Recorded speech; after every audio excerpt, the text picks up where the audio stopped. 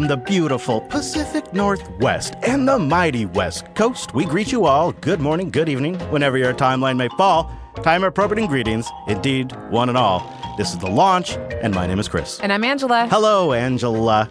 Here's a few things everybody ought to know about before we get going. You can call the show. It's a lot of fun. It's a new way to interact. It's called the telephone. Give it a ring. 774-462-5667.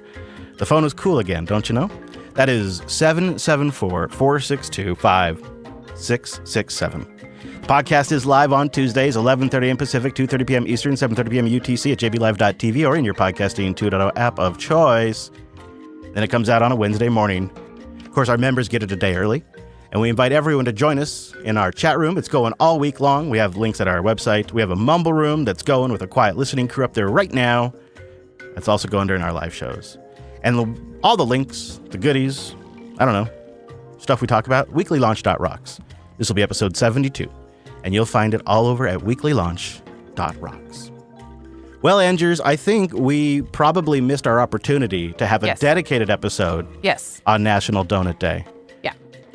I don't know if we should let it pass, though. Okay. You know what I mean? Like, it's a pretty big deal. It's a pretty big deal. So I'm glad you flagged that on June 5th, it was recently National Donut Day. Yep, it's always the first Friday in June.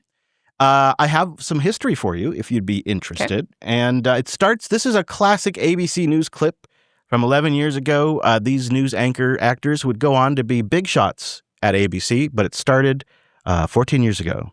All right, and everybody has a day. And today, donuts have their day. It's National Donut Day. So I should say Happy National Donut Day. Well, in case you didn't know, the Salvation Army actually got this holiday started back in 1938 as a fundraiser to help people during the Depression. 1938. So we are keeping tradition this morning, going and having a visit to a donut shop. Did you bring donuts? I meant to.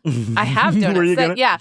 That's what I fed the girls this morning. Man. These mini Adorable. Bismarcks and maple donut holes. Yeah. All right, so here's the problem. As in all things these days, it's hard to know what is true and what is fake news, because that was from 14 years ago. This is from this year. Let's have some fun. Today is National Donut Day. It's celebrated the first Friday in June. I didn't know this, but it honors the women who served snacks to soldiers in France during World War I. What? Oh, okay. No, I thought it was by the funny. Salvation Army in 1938. Yeah. So which one is it, Angela? Both? Maybe it could be both. Maybe Why they're not? like, well, France did it, or, the U.S. did it. I don't know. They got to get their story straight. I just like that the first Friday of June, you get donuts. I got to write that down on my calendar. All right. So what is your favorite donut? I hate to be this basic, but I really like Krispy Kremes. Ew. I know. Ew. But you also like that crumble cookie place too, right? Yeah, I mean, kind of. I like going to Krispy Kreme and getting donuts there right then and there. Okay. I've done that once. Yeah? Yeah. You didn't like it? It was all right. Do they just not have a donut that's your kind of donut? Oh, I'm sure they do, though. Oh, what's your kind of donut?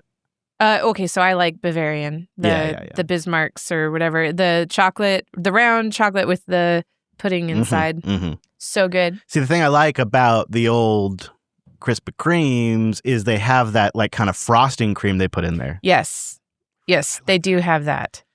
It's just so good. Yeah. What's your second choice? I honestly will go for a fresh, old-fashioned glazed from a grocery store if I can get it. Yeah. Because they really can't mess that one up. Well, they could, but they generally don't. I do like old-fashioned glaze quite a bit. Mm-hmm. I always find the ones that have like the berry stuff in the middle, it's just always too little. It's a lot of bread just to get to that little bit of jelly. Mm-hmm. Jelly filled. Yeah. I like, as my second option, is a apple fritter. Oh, yeah. Yeah. Like at first I'm going to eat the Bismarck, but then close second, and I can never finish it because it's just, they're too big. Too much. You can do it in multiple passes though, and it kind of holds up. But here's what I don't like. Some places put chopped peanuts on the bottom of. No. Yes. Yeah, I know. Oh, like the kind that goes on like ice cream? Yeah. Yeah. They after they have cooked the apple fritter and put the icing on it, then they set it on. In like a syrup kind of a thing, maybe? I think I've seen this once, and it was like they were all mushy. No, they're crunchy. Well, no, they were mushy because they sat there for a long time. Like the donut kind of like seeped into the nuts. Oh, okay. No. It's just a sprinkling of nuts. Oh, okay. Yeah, just small bits of it. I'm like, wait, why does that taste like peanut? I was not expecting peanut. It's an apple fritter. That's what I want. I want chunks of apple in there. Yeah. That's what you lean into. Yeah. Henry's Donuts is so good. Well, the Everett one. The Marysville one is an imposter. That is something that's kind of neat, is a lot of places, it's just standard restaurants and standard fast food chains and this and then, everybody's got an O'Reilly's and an AutoZone or whatever. Donut shops are still kind of unique. I mean, yeah, there's chain donut places, no doubt about that. But almost every town you go to, it's a kind of a decent sized town, you always find like a local donut shop. Mm-hmm. That's a dream. Oh, yeah, you've tried some in like Anacortes or Bellingham or both. Yeah. Oh, Rocket Donuts in Bellingham. Yes, and yep. Yeah. Geez, there's some good ones around there. Yeah. And I don't really know about adding bacon, the maple bacon ones. I know. Like, I do love bacon, but It better be the best bacon ever, just right, because if it's any game taste at all while I'm eating the donut, right. I'm out. Right. I'm out. So that is obviously leading to the question, make us hungry. Yeah, right. Tell us your favorite donut. This is the lunch. Did you come across the breakfast? Have you met a great donut? Tell us about your first donut love. I was once addicted to donuts. I mean, if there was minimal health impact, I would have one every day. Yeah, well, that's what I was doing. And then I was like, I'll just get 2. And I was like, I'll just get 3.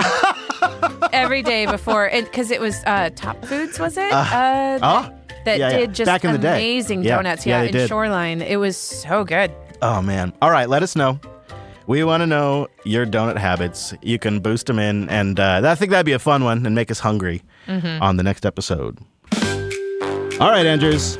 Open source is scary. That's what we've been told by firms with a product they're hoping you'll hold. If fear doesn't work, don't worry, it's fine. They've got a subscription for peace of mind. All right, something I just want to talk about this week. I've been noticing, and one of the things we like to do here on The Launch is tell you about a story before it really becomes a story, so that way you can kind of start sniffing things out. And I've noticed a trend with Anthropic's Mythos and Fable models getting a lot of attention and seemingly quite good. It has caused an interesting consensus to develop around Chinese free AI models, which is I wouldn't have expected at first, but in retrospect, it does make sense. And I've also noticed that some really prominent folk are now talking about this in public settings. What I like about this is that we have real competitors. This is Eric Schmidt, former CEO of Googs, involved in lots of defense plays now. Don't like about it is China is very focused in broad diffusion of this technology globally, and it's all open source, which means it's largely uncontrolled and not controlled in any way by us. So I think a fair statement is a year ago, I said I thought that they were 1 to 2 years behind. It looks like they've caught up enough that the most recent analysis is China's within 6 months, which is a nanosecond, right, in our world. So it gives you a sense of how committed China is to the AI leadership position. And they're not going to stop. If it makes you feel any better, in order to do this, you have to have a whole country of engineers, scientists, nerds, money, hardware, and so forth. There are not going to be many countries that can do this on their own. So that went out, and then just yesterday, started in the morning, because I have feeds that set up for clips and whatnot, and I was watching in my fresh RSS client, like, boop, there's one story would pop up. Boop, next story would pop up. Boop, boop, boop, boop. And like tribbles, it just started popping up more and more and more. And this went on for about 6 to 8 hours. I don't know exactly, but it went on for about 6 to 8 hours. So this story went on blast, and it was played on nearly every local news channel in the United States last night that is owned by Sinclair Broadcast Group. Now, the way this works, I've looked into this before. I've probably talked about it before on the show or on a different show, is Sinclair owns these stations, and they have mandatory programs, mandatory packages that these stations have to play. And Sinclair does the full production. They do the video, the recording, the script, everything, and they ship them an MP4 file. And they make it kind of look like it's a local package. And so they send it off to the various stations, and then the stations, they have to play it.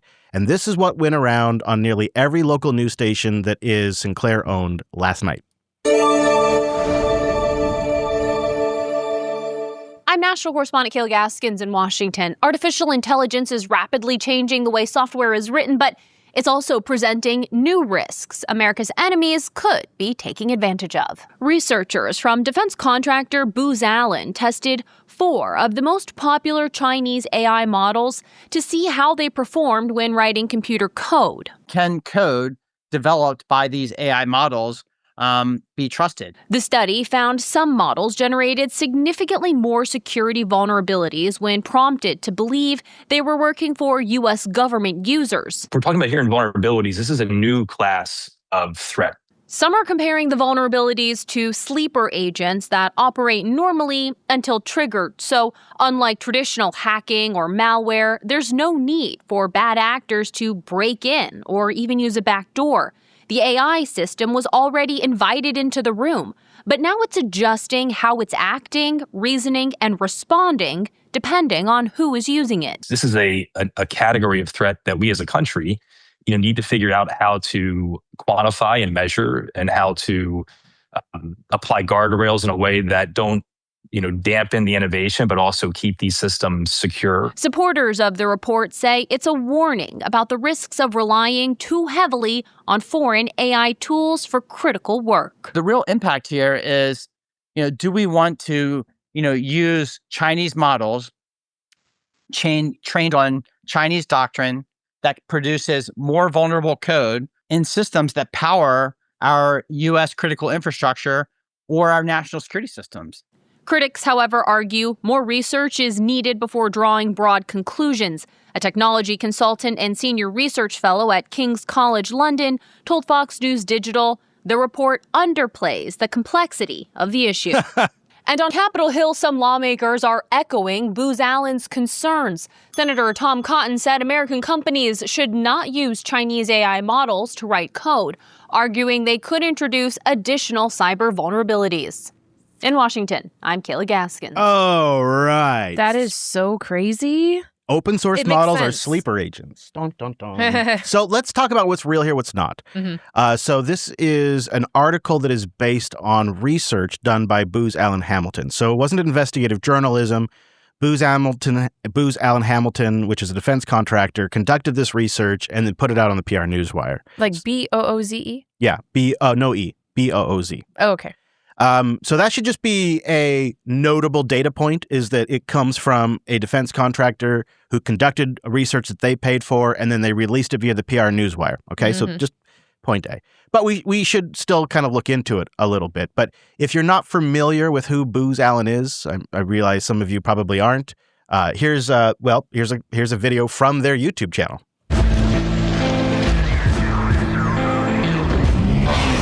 Booz Allen is the advanced technology company delivering mission-ready solutions, AI-powered, software-defined, and commercial-first. Combining deep mission experience with commercial partnerships, Booz Allen is defining a new defense industrial base. A network that crosses traditional boundaries to scale non-traditional technologies. An accelerator that brings our best tech to the hands of the warfighter faster. And an alliance that speeds delivery of autonomy, tactical mission systems, and electronic warfare. Combining partner tech with AI, cutting-edge software, and rapid prototyping to refactor defense manufacturing. Booz Allen is effectively delivering technology for today and tomorrow. Booz Allen, accelerating outcomes for today's warfighters. Hoorah, Angers! Visit boozallen.com/defense. I like that background music. Oh, yeah. I mean, it's serious. It's masculine, too. Yeah. So what Booz Allen did is they tested 4 popular Chinese large language models and 1 U.S. model. Yeah, because that's equal. Well, there's really no there's no real large free open source U.S. model. Well, I'll get to that. Okay. They found that some of the Chinese models did generate significantly more secure code that has security vulnerabilities in it, especially when it was prompted to act as if the user worked for the U.S. government. So according to them, the key finding wasn't just that the Chinese models produced buggy code. Overall, it was that when prompted, they would sometimes produce different code. They compared the same Chinese models under 2 conditions, a neutral generic prompt, and then a prompt that told the model the user worked for the U.S. government or a government agency. For 3 of the 4 Chinese models, the U.S. government persona produced a significantly more vulnerable code than the neutral prompt on the same exact model.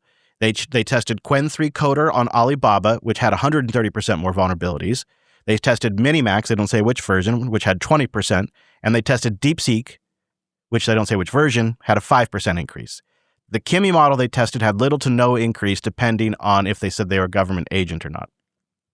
They compared this against the US model, which was Claude Code. So they used sort of like the top tier frontier model, which, surprise, surprise, produced less buggy code.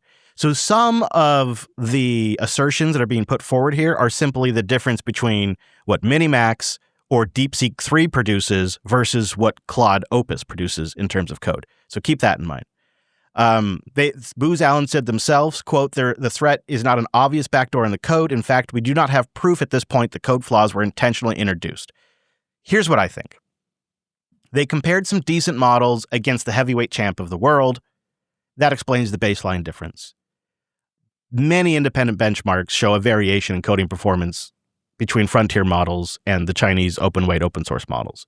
They're fast, they're cheap, but they aren't always the best. In fact, often when I use them, I have to use a frontier model to kind of audit their work. Also, it is possible, though I'll get to this, probably not really that big of a deal, but it is possible that adding additional things to the context, like just saying, I'm a US government employee, I work for the CIA, just cluttering the context with cute stuff could also slightly reduce the quality. LLMs can be sensitive to prompt structure, so a longer, really kind of detailed prompt can actually sometimes reduce performance on a core task. If that were really true in this study, though, then we probably would have seen, I guess, because they also prompted it neutrally is what I'm saying. So if it was purely extra content hurts everyone, then when they gave it like I'm a neutral, I'm not sure what the neutral prompt was, but depending on how they prompted it neutrally, that one's not really, it's hard to say. Here's what I think. It does seem like it's possible these models may condition some of their behavior on perceived user identity and role. If the model thinks it's helping the US government user, it sometimes seems to maybe change how it generates code for at least some things. But that may be true and not malicious at the same time. Training data and alignment affects how these models behave. And like one of the clips said, these are being trained with a lot of Chinese data, a lot of Chinese alignment. Chinese data, Chinese priorities. Prompting them as the US government may just activate different internal patterns. Maybe it reduces carefully. There's all kinds of things that could be happening here. The models may also have learned associations during training that affect output quality when certain nations or governments appear in the context. It's tricky to say. Deliberate conditional behavior would be really hard to do, and Booz Allen doesn't claim that's what's happening. But I think instead of U.S. institutions spending money or resources to build a free open source model, instead of saying we're going to develop a frontier class open source model that the world will use, what we're seeing instead is a pivot towards monetizing the fact that we just simply don't have one. China's kicking our butt at open source models right now, so our solution is to FUD them and FUD people into using our products. And when that fails, and they know it will fail, they're going to sell them a layer that sits in front of these free models that makes them safe, that makes them safe for the military, that makes them safe for companies that are associated and contracted with the military. And it's going to be delivered by these big tech companies. They're going to sit there and seek rent in front of these otherwise free models. Microsoft's already announced their plans to do this. And the funny thing is the Booz Allen CEO tried to get traction on this earlier, about 3 weeks ago, but it just didn't really take. But I thought we'd catch that.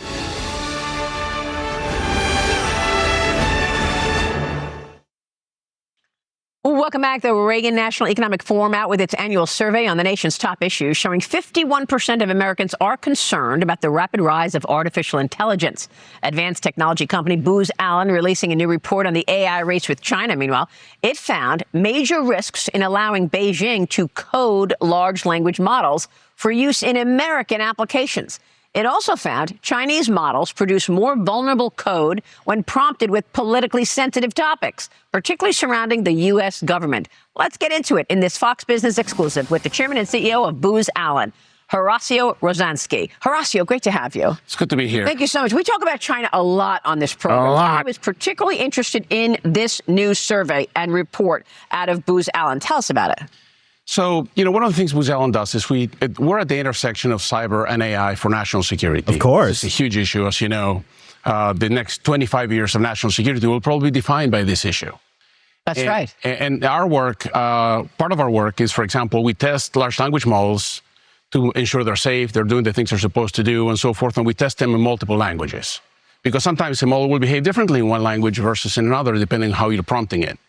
What we found in this study is that if you prompt a Chinese large language model on either a Chinese politically sensitive topic or a topic that matters to, like if you're saying, I'm working for a federal agency and I need help reviewing this code or writing code, it will actually write more vulnerable code than if you give it a neutral prompt.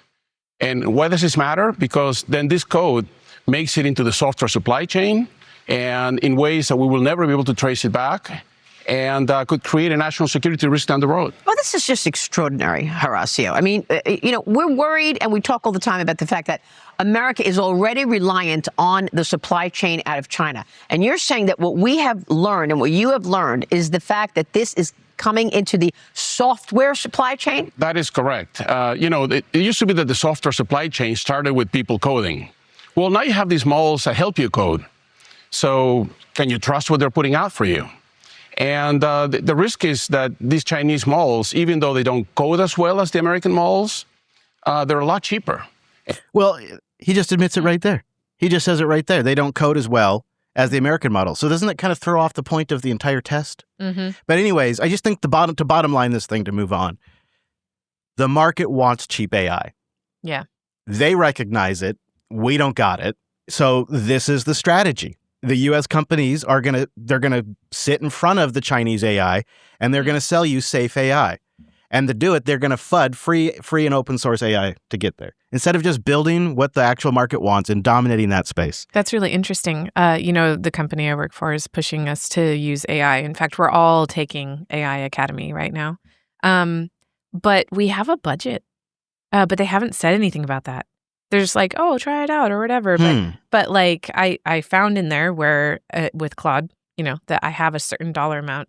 I've only spent 20 cents of it so far. But yeah, just a quick conversation. Interesting. They are doing it, but they're not really saying, they're not really making fuss about the cost of it. Not really. I don't know what happens if I hit the limit. I don't know that I will. You're out of training. But yeah. Huh.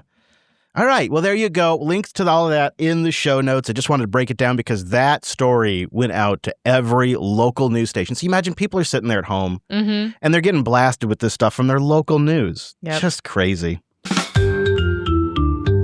Every take, every spec, every hot reaction. Valve lit the fuse and we track the action. All the coverage in one podcast. Steam Machine Blitz from first look to last.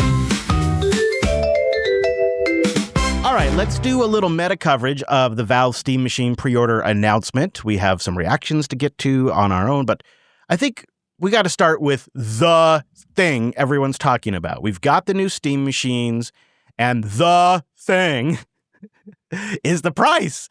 And so for our meta coverage, we'll start with the LTT folk. Bringing us finally to something Valve couldn't fix, the detail you've all been waiting for. You can order your Steam Machine today, and it will cost $1,050 for the 512 gig storage version and $1,350 for the 2 terabyte. Then, if you want a Steam controller bundled in, that's another $69 on top of that. Woof. So if you want to play it? That's rough. It's rough because people are hoping like $800 for this thing. So we'll see. But IGN says, all right, yes, it's expensive, but if you think of it like a next-gen gaming PC and don't think of it like a console, maybe it's kind of worth it. Here, after looming on the horizon for the last 8 months or so, and while Valve has been adamant that the Steam Machine is an entry-level gaming PC rather than a new fourth player into the console space, this little box has captured the attention of console and PC gamers alike.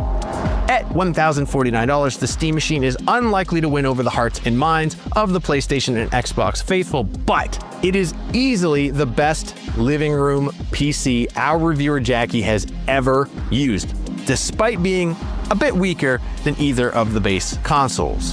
What is truly impressive is that it's able to do that while also being one of the best ways to just get into PC gaming in the first place. PC gaming has always been expensive, and the Steam machine is certainly no different, but Valve was able to cut away most of the tinkering and just get new players into the game. The RAM crisis may have caused Valve to raise the price, but $1,049 for a gaming PC is certainly not unheard of, especially for a rig as small as this. So yeah, Steam Machine isn't going to be for everyone, but if you have the budget, it is an incredible device to hook up to your TV. So I think when you see that price, the question becomes, could you build it for yourself for cheaper if you had the skills? And I liked Gamer Nexus coverage because they looked at like the raw specs, the tech specs of it, the power budget of it, and eventually they also get into the DIY. So here's a little Gamer Nexus coverage. Oh, they also have controller bundles. We'll put the conclusion up front, no bullshit. In GPU-bound gaming performance tests and with SteamOS for the machine versus our standard Windows bench, we found the Steam machine performed closest to the RX 6600, Intel B570, and RTX 3060, with one instance of an RX 7600 match. The most immediate cards ahead of the Steam machine and from modern generations were the RX 7600 and RTX 5050. It's not particularly powerful, mostly because it literally isn't powerful. Valve is limiting the TDP pretty hard on these parts due to the PSU capacity and for thermal reasons. Power consumption has it in the range of 170 to 180 watts gaming and in the low 200s for full torch or load, but that drops within minutes of starting. Thermally, the Steam machine did better than you might expect with its closed-off front plate, but we were able to improve CPU clock boosting by dropping temperatures several degrees with a mod that we 3D printed.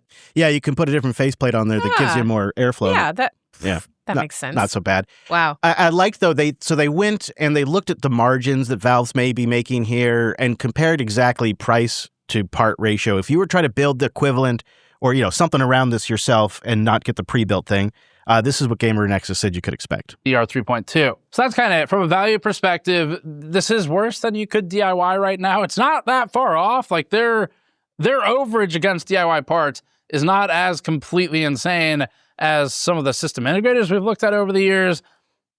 Obviously, the big difference with this is it's not really upgradable. You can do the RAM, SODIMMs, you can do the SSD. It's not a whole lot else in there. You could swap, I guess, the fan or something, but it's not like you're going to do a CPU or GPU swap. They're not socketable.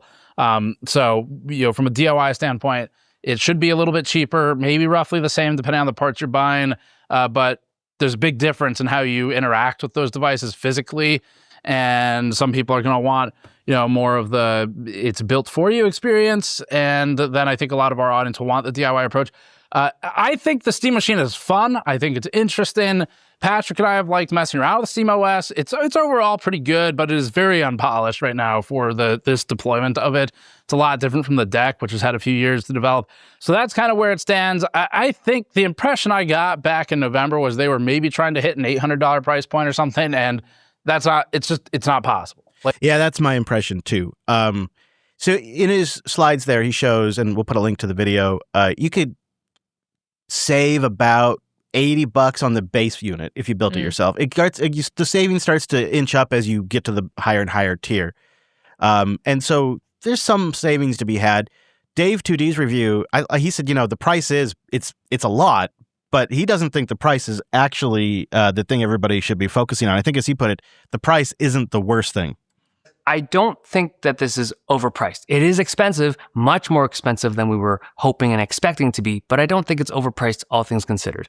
So what is the bad news, Dave? You might be asking. All right, here it is.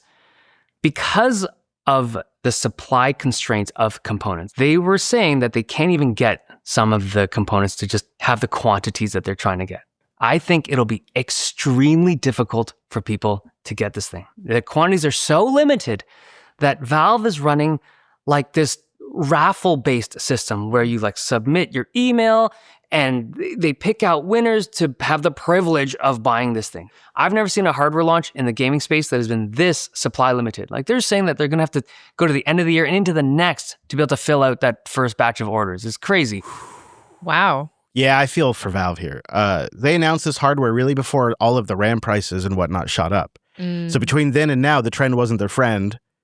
And I get this sense that Valve really hoped they could wait this out. We had an opportunity to tour Valve in the spring, And it was almost like a somberness and a sadness and a concern and a hopefulness that they could just wait a little bit longer, because they didn't say this, but it felt like the implied message was that if they have to release it at this price point, they're concerned it won't be successful and it'll always be a niche product.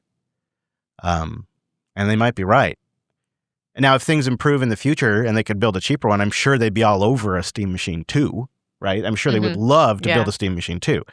And probably really surprise people with what they could come up with.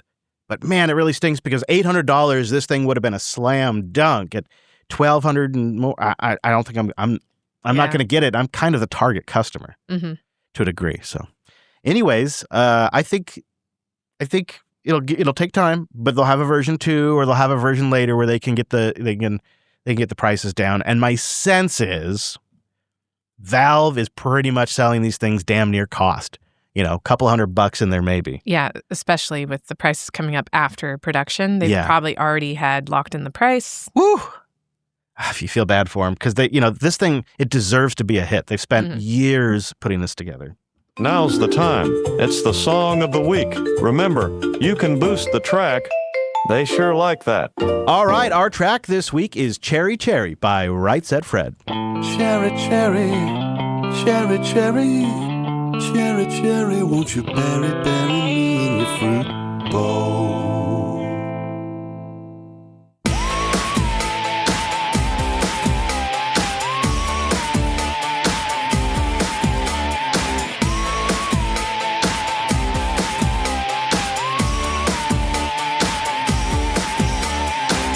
What's a girl like you doing in a place like this? If this is happy hour, oh Jesus, I must be pissed. All the boys in the back, if you wanna have a crack, say yeah, yeah. All the girls at the front, if you wanna show some, say yeah, yeah. Cherry, cherry, won't you bury me in your fruit bowl? Cherry, cherry, won't you bury me in your fruit bowl? Cherry, cherry, cherry, cherry, cherry, cherry, won't you bury me in your fruit bowl?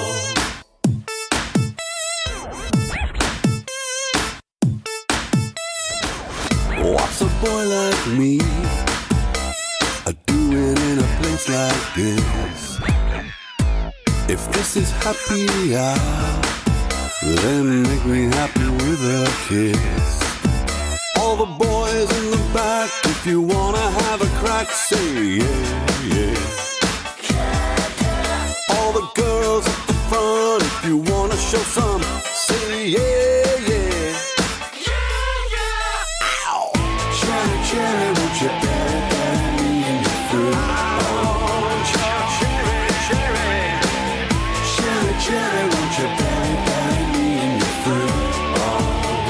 Cherry, cherry, cherry, cherry, cherry, cherry, cherry, cherry, won't you bury me in your fruit bowl?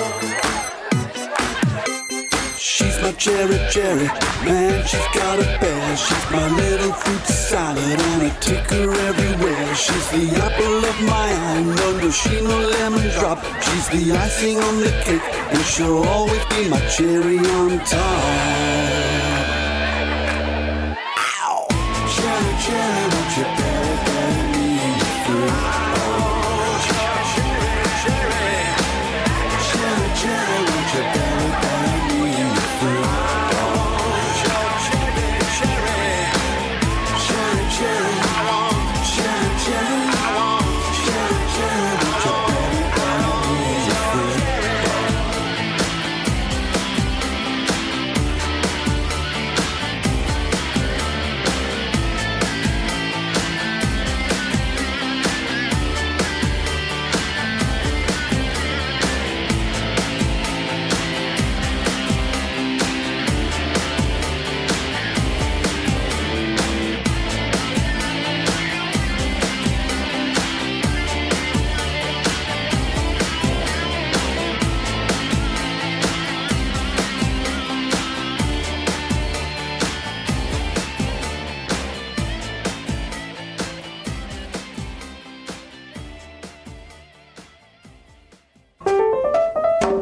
I'm just going to make a quick call to my launch. I haven't checked in since yesterday. 774462567. That's it. All right. 774462567. Call now. Call your launch. 3 voicemails this week. Not our strongest, but that's okay. No, We've been in had this, a lot of content. Well, we've been in this preloaded. weird ebb and flow. Like people are just not getting a either routine. none or all of them. Now, our next caller, I don't believe left us their name, but I do believe they left us a story. That corporate headquarters you were looking at is the former headquarters of the Lonneberger Company, or at least it sounds like it. My aunt used to work for them. It was an MLM, like a pyramid scheme. Oh, I love those. Oh, the picnic basket. Yeah, the picnic basket. Ah, the picnic that's basket. funny. So that picnic basket was for like a pyramid scheme company. Apparently. Those things are hilarious. Those things are hilarious.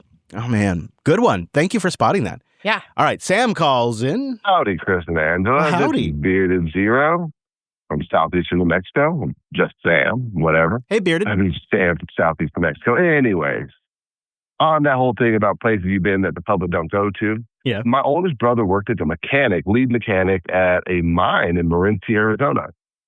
Really big freaking mine up there. And we were able to go into the ops room where they monitor all the trucks and also all the cameras and stuff like that for all the different machinery and stuff. And it's like, I don't know, 3 rows of computers, probably about, I would say maybe about 15 people per row. And they're all monitoring stuff. And they're like, there's like eyes. Whoa. Literally people have eyes on other people's eyes. What? They have these like trackers that are watching for sleepiness. Yeah, these cameras that are on, I'm assuming either the helmet or they're wearing glasses, and it actually tracks their eye movement to make sure that the drivers aren't tired or showing any sign of fatigue. And if they are, they're forced to take breaks. That's going to be automated. And then also we saw a bunch of like really big freaking tires. Like I'm 6'2", so I'm kind of tall. And these tires are just like, I go up to like the lugs. You know, these freaking tires are huge. They're just tires for insane giants? to be that close to something that big.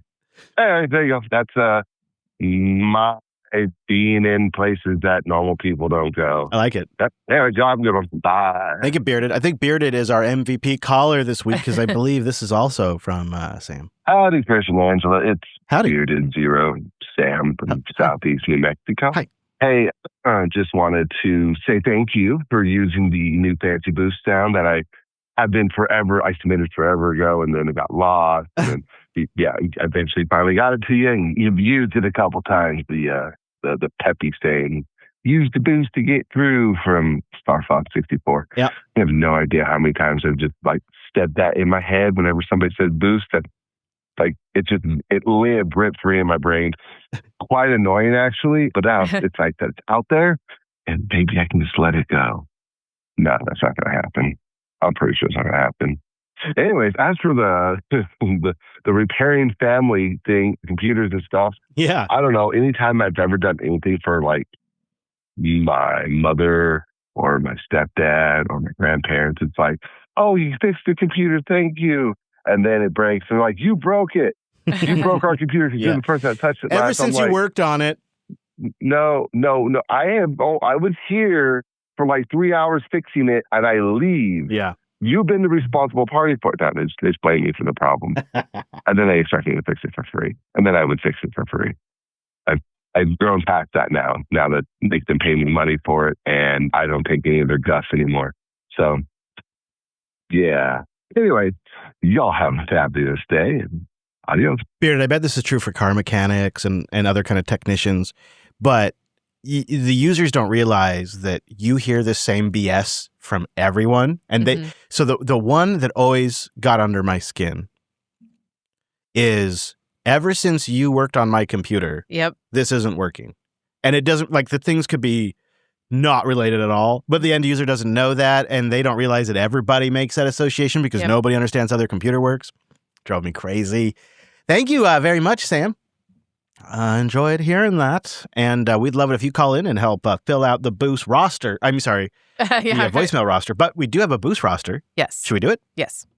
It's your time to shine. Boost from the web. Keep the show alive with Fiat, fun coupons, or freedom sats. Boost boost.jupiterbroadcasting.com. Oh, now Mark from Northern Michigan, a.k.a. Woodland Geeks, is here with our baller boost this week, and he's coming in with 31,704 Satoshis. Hey, Rich Lobster! Happy Father's Day, folks. Mark from Northern Michigan, boosting in the day I became a dad.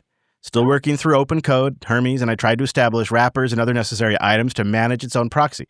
My goal is to have created a Home Assistant zone in the R stack behind a VPN to see what it can do. I'm still spending an incredible amount of time on tokens, and I'm spending time on tokens. I need the structure, though. Thankful for Minimax. You know, I think you're going to get there. I've gotten to a pretty good place with it now where I can just say, go figure this out for me. Go solve this. It's so nice once you get to that point. Thanks for the boost, Mark. Nice to hear from you. Hey, there's Mr. Mayhem. Magnolia Mayhem comes in with 6,666 sats. I guess I'm supposed to type something here. See, that's a professional. Yes. And then he did it twice. Yes, like right. Like a professional. I mean, are you impressed or what? Thank you, Mr. Mayhem. Appreciate that. Greg the Lawyer's here with a free member boost. Thank you for helping us help you help us all. That basket-shaped building from episode 71 is the former HQ of the Long Burger Company. They made baskets that were sold by an MLM. So other people knew about this. Yeah. We were just out of it, I Yeah. guess. Well, and what are the chances that somebody that listens to the show Knows had a that? family member that worked there? Like That's what the crazy. voicemail? That's crazy. It is crazy. That's crazy. It's so cool. Yeah, that is pretty wild. And it just came across our radar, too. Yeah. I love it. Thank you, Greg. Anonymous comes in with a member boost. You're doing very well. Trying out the member boosts. As Bitcoin rises, memberships get better and better. Not sure if that's by design or not. For towels, letting the water air dry off activates the longevity DNA, decreasing cellular age. Even better are cold showers, ice baths, or air drying works as well. Yeah, the air drying thing takes too long. So I did strip my towels, and it's nice. Like they weren't bad, but they Yeah. weren't great. Yeah. But yeah, I did the vinegar first, and Yeah. then I did the baking soda, and yeah, I do let my towels air dry as well. So Yeah. All right. The stripping thing I think is really interesting. yeah. I want to maybe consider doing that for the towels here. All right, here we go. Thank you, everybody who supported the show with the boost. We had 2 of you stream sats, and you stacked 2,250 sats. Hold on, there was another free member boost. Oh, I missed one? Yeah. Oh, I Bobby didn't scroll. Pin. Oh, sorry, Bobby Pin. Okay. Bobby Pin, sorry about that. Came in with a free member boost. I'm sitting at work listening to the JB live stream radio station via shortwave, and I've always wondered how you do that radio station. I don't think you've mentioned the last 12 years that I've been listening to you. It is rock solid, isn't it? Yeah, that's Radio Jar as the host, and then I manage occasionally, about once a quarter, I manage the playlist. And what I love about it is it just has the entire back catalog that it can just rotate through, so you can tune in and get a classic show, and then we interrupt with the live stream, and then when the live stream's over, it goes back to the classic playlist. I've always fantasized about having audience members that maybe do like live streams on there throughout the week on a scheduled basis that we could put on the calendar. So you could tune in and get other live shows, but it's never really materialized, and it's a lot of overhead. Yeah. So That's it sounds pretty cool though. it would be, wouldn't it? I think it would As be. long as it doesn't interfere with Yeah. the live shows. Yeah, you just have to schedule it Yeah. and whatnot. Oh, we have... What? Oh, okay. Yeah, it's a whole new system now. So I was just looking. So we had 6 boosts total, and a good batch of them were member boosts. So that makes our total 7 boosts total. See, I'm still getting it all figured out. That makes our total this week, when you add it all up as sats, I believe, as 40,620 Satoshis for this here episode of The Launch. Not too shabby, not too fantastic, but not too shabby either.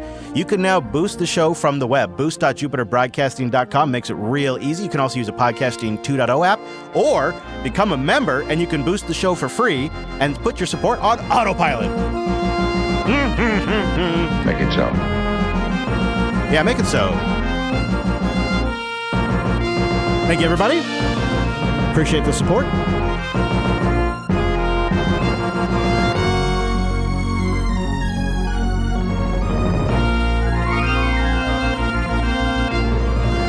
And of course, you can find a Podcasting 2.0 app at newpodcastapps.com.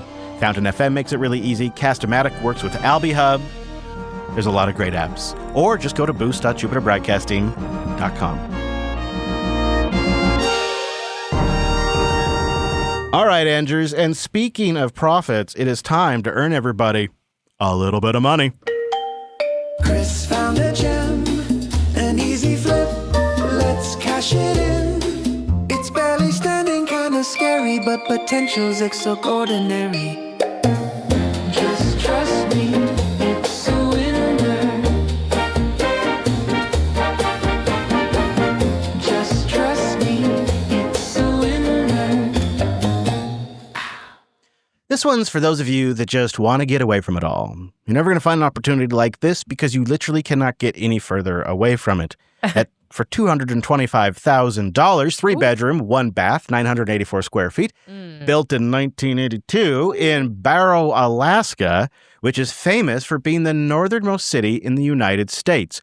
Located 330 miles above the Arctic Circle, it is globally renowned for its extreme Arctic climate, enduring 67 days of continuous darkness and 80 days of continuous sunshine. Weird.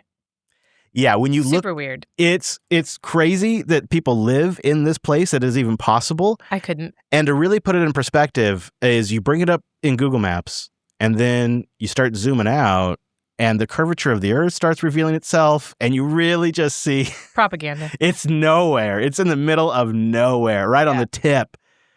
Is really something. And, mostly the jobs here, they're all like government jobs or oil industry jobs. Okay, but look at picture 3. Okay. I mean, do you like it? No. Oh. First of all, they didn't show any inside pictures. Yeah. But picture 3 has a birdhouse. Oh, that's attached. nice. Are there birds living in that climate? Probably not. Maybe it's for bats. Oh. I like how picture 4 shows so much snow you can't even get into like whatever this back shed thing is. You just can't get there for the winter. Yeah, no thank you. I can't live in that climate. Probably a bad sign that they don't have internal pictures. Okay, I'll grant you that. Okay. How about we go for a theme? You like to live like a pirate? Yes. $800,000, 2 bedrooms, 3 bath, 1,200 square feet, Yes. built in 1970 in Salmon, Idaho. Okay. Imagine telling your kids you bought them a pirate ship. I want to. Shipwreck House is a 3-story waterfront retreat designed It to is on spark, the water. I was just zooming in. I was like, oh my gosh, it's on the... Okay. and it looks like a pirate ship. I love it. It's This is so cute. the inside looks So like great. the whole thing's themed. The inside's themed like a pirate ship with maps and windows that look like they'd be on a boat, even cannons. Oh my goodness, it does. How cool is this? This is so cool. The bunks look like they're on a ship. Yeah. Or like, looks like what Great Wolf Lodge has for the 4 bunk beds. And it's real wood, it's real stuff. It's How cute. what this is really is you buy this and then you put it on Airbnb, Yeah. right? Yeah, it's So, a novelty. For the last 2.5 years, the Shipwreck House operated as a All right. successful vacation rental, generating approximately $80,000 annually. So, you get a pirate ship. I would want to live in this thing. Wow. It just seems like it'd Only be so cool. 1,200 square feet. Well, Interesting. I bet you the weird designs and angles takes up a lot of usable Yeah. space. Oh, for sure. Probably why they don't build houses just- like this. Yeah. Well, there were some really good pictures. It just didn't feel quaint and small. Yeah. But then again, there was so much eye candy. There was so much to look at. So many relics and I know. It's unique things. I really like that they really did the interior right. Yeah. And you're on the water. It's actually on the lake too, which that's a pretty nice touch. It really is. That's a nice one. So there you go. We'll have a link to that one. If you want to live like a pirate or you want to live as far away as possible, we will have those in the show notes.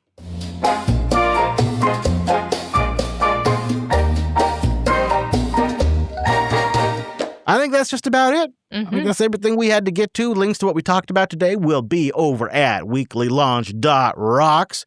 We don't have much going on in the way of a meetup, but when we do another live stream, we're kind of brewing on another kind of Clinker therapy stream.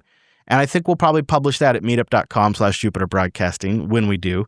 And then like we always do, we'll also put it on the calendar at jupiterbroadcasting.com/calendar. All right, you can join us next Tuesday or catch us live in your podcast app, whichever you prefer. And then we'll come out for download Wednesday and Tuesday for our members.